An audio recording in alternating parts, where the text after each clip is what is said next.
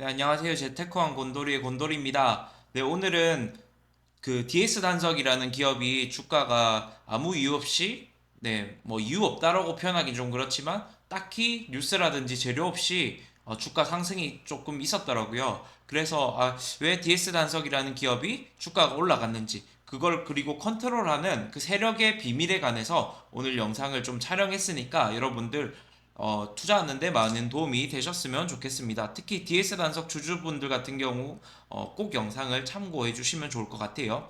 자, 오늘 영상에서 목차를 보면 주가가 급등할 때 잘 분별하는 법. 그러니까 이게 급등할 때 이건 내가 분별을 잘해야 돼요. 계속 갈 만한 건지 아니면 앞으로 어떻게 될 건지 요것들을 분별하는 법을 간단하게 한번 볼 거고요. 그 다음에 이 주가를 컨트롤하는 세력. 제가 세력이라는 단어는 그렇게 좋아하진 않지만 어쨌든 통칭 세력이라고 치면 주가를 컨트롤하는 세력이 하는 수법, 얘네들의 패턴이 있단 말이에요. 그걸 한번 볼 거고요. 세 번째는 그러면 DS 단석이라는 기업의 세력은 어떤 건지, 그 다음에 그들의 꿍꿍이가 무엇인지 한번 우리 보도록 할게요.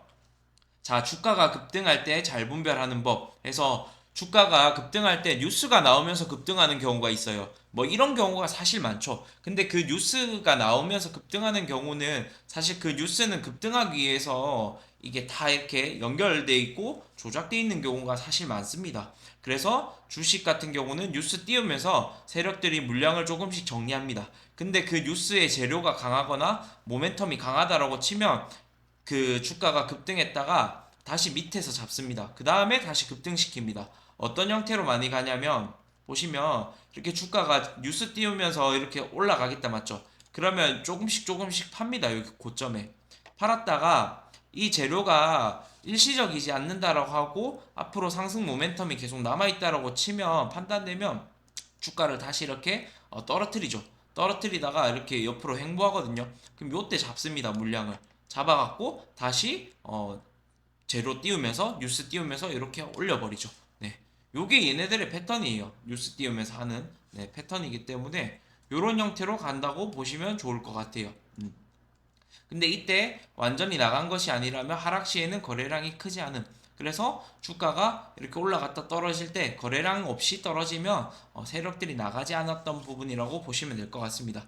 그런데 지금 DS 단속은 뉴스가 나오지 않았잖아요. 그러면 예시를 한번 볼게요, 여러분들. 보면 레인보우 로보틱스 같은 경우 그 삼성 인수설 돌면서 이렇게 주가가 급등했잖아요. 급등했다가 가격이 빠집니다. 빠지는데 이때 거래량이 크게 없다 맞죠? 그리고 다시 삼성이 진짜 확실하게 삼자 배정 투자하면서 인수에 관한 그런 확신을 줍니다. 그러면서 주가가 이렇게 급등을 했다 맞죠? 그러면서 지금 흘러가고 있는 영역인데 그래서 요런 패턴으로 간다라고 보시면 될 것 같아요. 근데 지금 DS 단석 같은 경우는 아무 이유 없이 급등을 했잖아요. 그쵸? 아무 이유 없이 급등하는 경우는 어떤 경우에 이유 없이 급등하냐면 첫 번째는 매집이라고 볼 수 있습니다. 즉 대량 내가 매집을 하는 경우 당연히 매집하게 되면 매수한다는 경우고 그러면 주가가 급등을 할 수 있겠다 맞죠? 뉴스가 나오기 전에 미리 내가 선 매집하는 경우 그리고 주가가 급등하게 되면 당연히 개인의 매수세가 달라붙겠다 맞죠? 어떤 이슈가 있는 거 아닌가 해서 개인들이 붙습니다. 그러면 이 매수세 때문에 다시 주가가 또 올라가는 영역인 거고요. 네, 요 케이스가 하나 있고요. 두 번째는 뭐냐면 테스트 거래량이라 해서 그러니까 현재 시점에서 얼마만큼 돈을 써서 매수하면 얼마 정도가 주가가 올라가는지 얘네들이 시험하는 경우예요.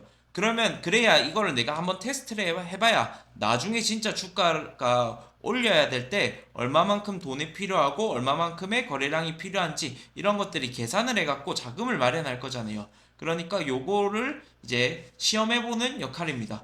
보통 이럴 때는 윗골이 다는 경우가 많아요. 그러니까 주가가 올라갔다가 테스트가 끝났으면 주가가 다시 이렇게 빠져서 윗골이 다는 경우가 많이 있습니다. 예를 들면 그 네오셈이라는 종목 같은 경우 보면 주가가 요때 거래량 터지면서 주가가 이렇게 올라갔다 맞죠? 네. 그런데 주가가 더 이상 못 올라가고 쭉 빠지잖아요. 사실 이때 작년 7월에 그냥 그렇게 큰 이슈는 없었어요. 반도체에 관한 이슈도 없었고 단지 그냥 실적이 조금 흑자 전환했다. 이제 요 정도밖에 없었던 부분이거든요. 그러면서 그냥 계속 횡보합니다. 주가는 조금씩 하락하면서. 그러다가 이번에 이제 반도체 관련해 갖고 AI 관련해 갖고 이제 뉴스라든지 이런 거 띄우면서 주가가 이렇게 급등해 버리는 경우가 발생합니다. 네. 그래서 실질적으로 크게 뉴스 없이 이렇게 상승시키는 경우가 있고, 이럴 때는 윗골이 나는 경우가 많이 있다라고 볼 수 있을 것 같아요. 자, 그러면 자, 그럼 세력이 하는 수법을 볼게요. 자, 첫 번째는 가격 조정이에요. 가격 조정. 즉, 어떤 거냐면 대량 매도를 합니다. 그럼 당연히 매도를 많이 하게 되면 주가가 떨어지게 되겠죠. 그러면 개인들이 어떨까요? 손절하겠죠. 어떤 이유가 있는 거 아닌가? 라고 해서 손절합니다. 이번에 VT 같은 경우도 말도 안 되는 이제 악재 띄우면서, 악재도 아니었죠, 찌라시였죠. 찌라시 띄우면서 대량 매도해서 주가 떨어뜨리면서 개인들이 손절하고, 그 손절한 물량을 밑에서 받는 매집이죠. 그리고 나서 주가를 다시 올리는 형태로 가는 그 패턴도 씁니다. 이게 가격 조정이거든요. 근데 얘네들 같은 경우 요거는 잘 안 써요. 왜냐면 자기네들도 들고 있던 물량을 대량 매도했다가 다시 매수해야 되기 때문에 돈이 많이 들어간단 말이에요. 그러니까 급할 때만 쓰는 요건 필살기 같은 거예요. 필살기. 그래서 그 세력들도 리스크를 안고 가야 되는 전략이기 때문에 이거는 사실 요즘은 잘 안 쓰는 패턴이긴 합니다. 예, 그래도 어쨌든 이렇게 하는 수법도 있다라는 거. 이거 뇌피셜이 아니라 여러분들 현재 실제로 많이 쓰는 형태이기 때문에 그냥 이런 개념이 있구나라고 알아두시면 좋을 것 같아요. 자, 두 번째는 뭐냐면 이걸 제일 많이 해요. 기간 조정. 기간 조정을 많이 하거든요. 즉 뭐냐면 주가를 횡보해요. 옆으로 흐지부지하게 이제 간단 말이에요. 그러면 개인들이 지루해서 당연히 매도를 하겠죠. 왜냐면 다른 종목에서는 수익이 많이 나고 있고, 내가 갖고 있는 종목에서만 횡보하거나 지루하거나 이렇게 별 반응이 없네 하면 사람들이 그거 손절하고, 에이씨 그럼 이거 매도해갖고 올라가는데 타야겠다 해서 매도를 합니다. 그러면 그 매도한 물량을 당연히 세력들은 매집을 하겠죠. 그리고 나서 다시 급등을 시킵니다. 제일 많이 쓰는 전략이고 돈도 많이 안 들어갑니다. 요거 같은 경우는 그냥 기간만 그냥 옆으로 행보만 시키면 되기 때문에 굳이 뭐 매도를 하지 않는다 하더라도 개인들이 알아서 매도하기 때문에 그렇게 크게 돈이 들어가지 않습니다. 아까 봤다시피 대표적으로 이런 형태가 뛸 수 있겠죠. 옆으로 이제 기간 조정. 왜냐면 여기서 이까지 기간이 있잖아요. 거의 한 뭐 6개월 정도 됐다고 보시면 될 것 같군요. 그러니까 6개월 동안 엄청 지루하잖아요. 그럼 개인들이 당연히 이때 손절합니다. 뭐 손절하고 2차 전지를 들어갈 수도 있는 부분인 거고, 아니면 뭐 손절하고 다른 그 상승하는 종목에 들어갈 수 있는 부분입니다. 그렇게 해서 그 물량들을 밑에서 세력들이 다 받아갖고 나중에 그 매집이 끝나게 되면 이렇게 뉴스 띄우고 온갖 이상한 이슈 다 갖다 붙이면서 올리겠죠. 물론 제가 이 기업이 뭐 이상한 기업이라고 소개하는 게 아니라 그냥 차트가 그런 부분들이 좀 예시로 잘 나와 있었기 때문에 제가 말씀드리는 부분입니다. 네오셈이라는 기업 뭐 제가 안 좋다라고 표현하는 부분 아니에요. 네. 그렇게 해서 요 두 가지 전략을 취한다. 자, 그러면 우리가 중요한 DS 단석의 세력은 그러면 얘네들의 무슨 꿍꿍인가 한번 볼 수 있겠다. 맞죠? 자, 일단 DS 단석의 세력은 어떤 애들이냐면 얘네 스톤브릿지 벤처스, 얘네가 지금 세력이거든요. 얘네가 세력입니다. 왜냐면 3개월 그 다음에 6개월에 보호예수 물량이 남았거든요. 그러니까 얘네들은 요렇게 두 개는 팔고 나올 수 있단 말이에요.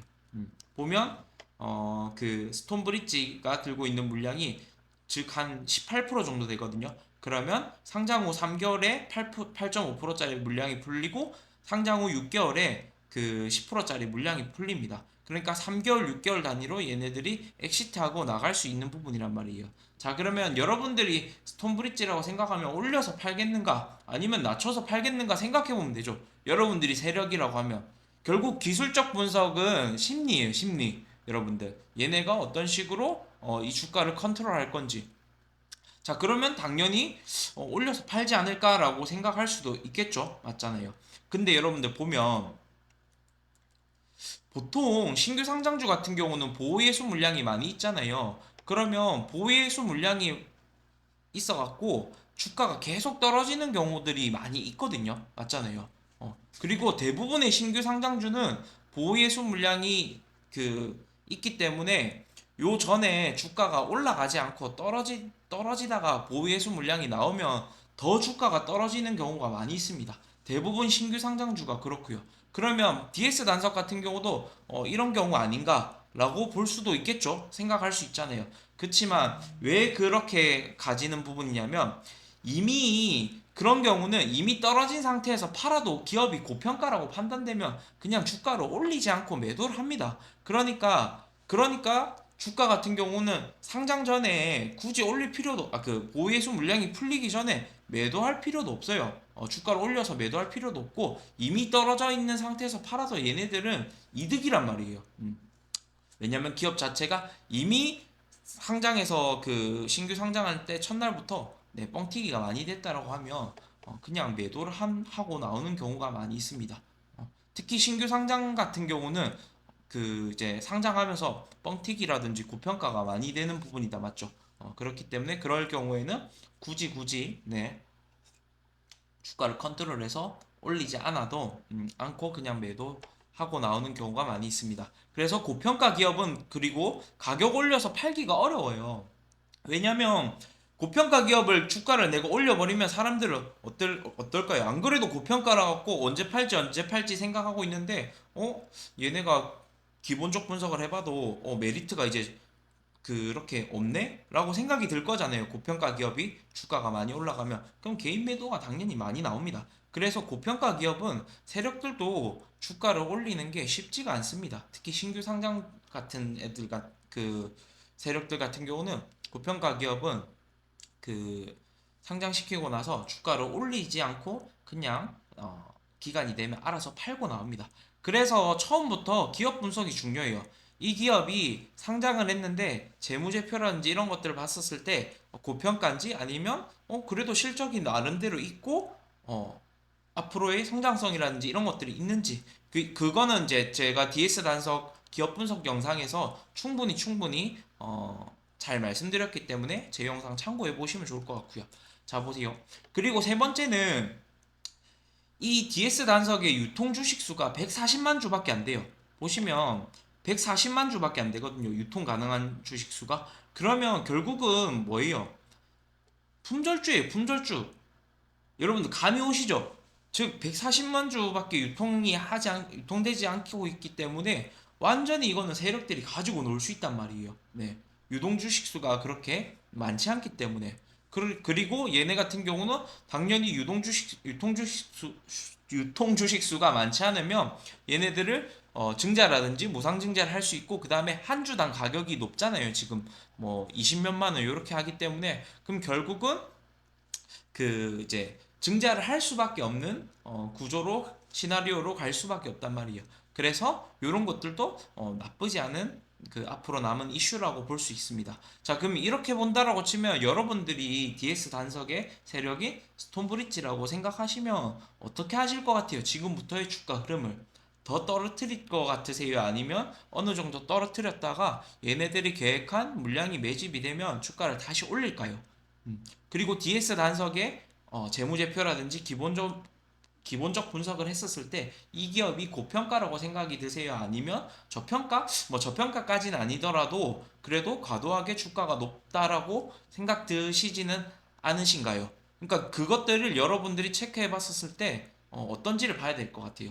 근데 제가 생각했을 때는 DS 단석은 고평가라고 생각 들지 않습니다. 그거는 제 첫 영상 참고해 보시면 좋을 것 같고요.